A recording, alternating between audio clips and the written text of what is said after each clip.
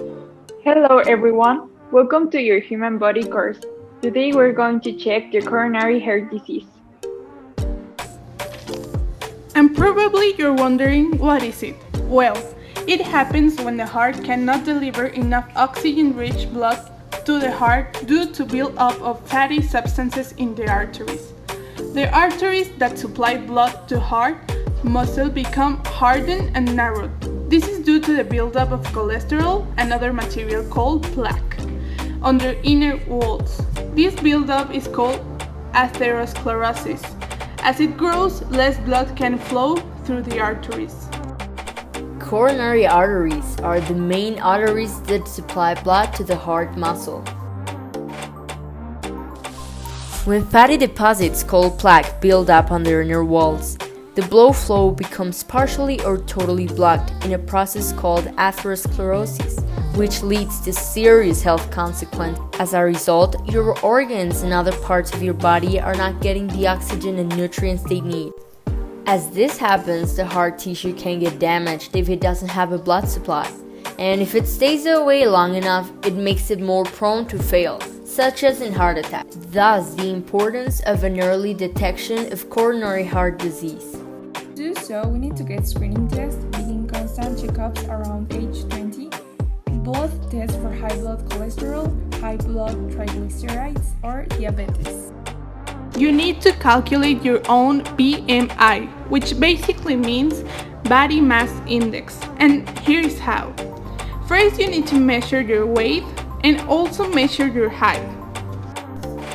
Now, all you have to do is divide your weight by your height squared.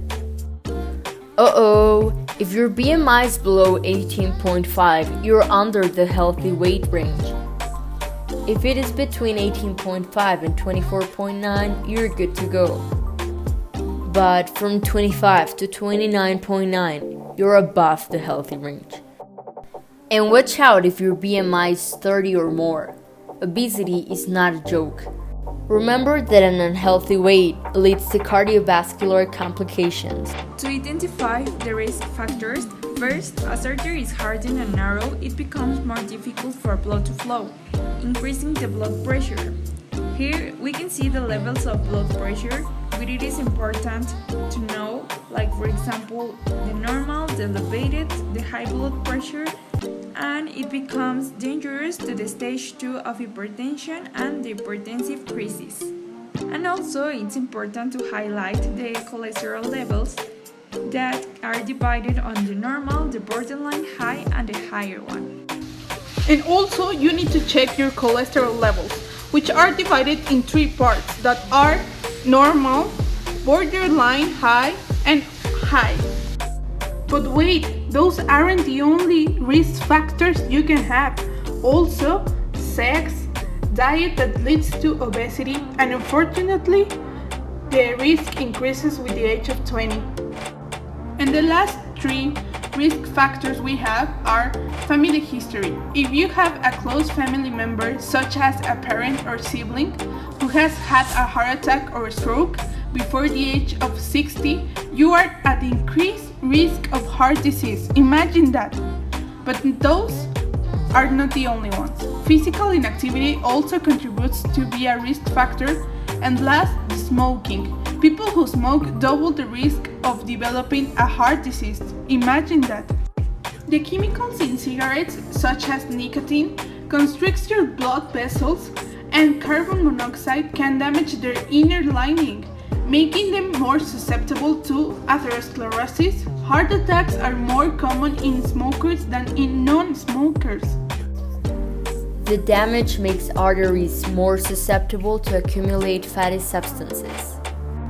Now, how to identify coronary heart disease? Well, there are some tests and procedures. Your doctor may recommend blood tests in order to look for high cholesterol, triglycerides, or glucose levels, or the presence of proteins and lipoproteins that indicate something's wrong. The coronary calcium scan helps us to measure how are the levels of calcium in the walls of the coronary arteries. The calcium buildup is a sign of the atherosclerosis coronary artery disease. or also known as a coronary microvascular disease. A computer tomography (CT) scan that looks in the coronary arteries for calcium buildup and plaque. The stress tests help us to determine how our heart is working during physical stress via echocardiogram that it is the ultrasound of your chest. The cardiac catheterization, which is a short tube shell that is inserted into a vein or artery in your leg, groin, or arm. A hollow, flexible, and longer tube that guides the catheter is then inserted into the sheath. Aided by X-ray images on a monitor, your doctor threads the guide catheter through the artery until it reaches your heart. If abnormalities are detected, the diagnosis probably is CHD. But wait, please wait. Here are the good news that you need to hear. Not everything's lost. You can recover with an appropriate treatment plan.